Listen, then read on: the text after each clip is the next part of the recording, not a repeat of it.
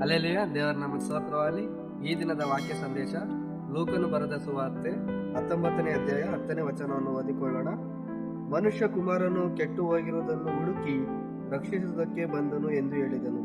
Hallelujah. ದೇವರ ನಾಮಕ್ಕೆ ಸ್ತೋತ್ರವಾಗಲಿ.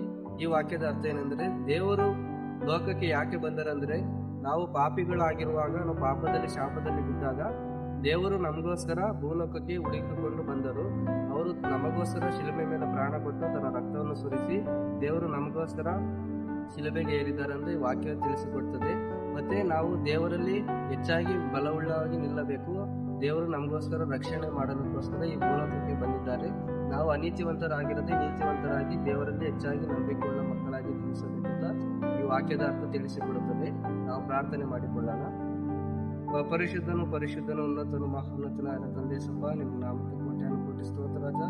ಕರ್ತನಿ ಸಮಯದಲ್ಲಿ ಅಪ್ಪ ವಾಕ್ಯ ಹೇಳಲು ಅವಕಾಶ ಕೊಟ್ಟಿದ್ದಕ್ಕ ನಿಮಗೆ ಸ್ತೋತ್ರ ರಾಜ. ಅಪ್ಪ ಹೌದು ಸ್ವಾಮಿ, ಅಪ್ಪ ನೀವು ನಮಗೋಸ್ಕರ ಈ ಭೂಲೋಕಕ್ಕೆ ಬಂದಿದ್ದೀರ ಸ್ವಾಮಿ. ಅಪ್ಪ ನಾವು ನೀತಿವಂತರಾಗಿ ಜೀವಿಸುವಾಗೆ ಸಹಾಯ ಮಾಡಿ ಕರ್ತನೆ. ಲೋಕದ ಕೆಟ್ಟ ಆಸೆಗಳು ಬಿದ್ದಿರುವಾಗ ಹೌದು ಸ್ವಾಮಿ, ಒಳ್ಳೆ ನೀತಿವಂತರಾಗಿ ಜೀವಿಸುವಾಗೆ ಸಹಾಯ ಮಾಡಬೇಕು ತಂದೆ. ಮಗ ಪವಿತ್ರಾತ್ಮ ಬೇಡೊಂದು ಕೊಡುತ್ತೆ ತಂದೆ.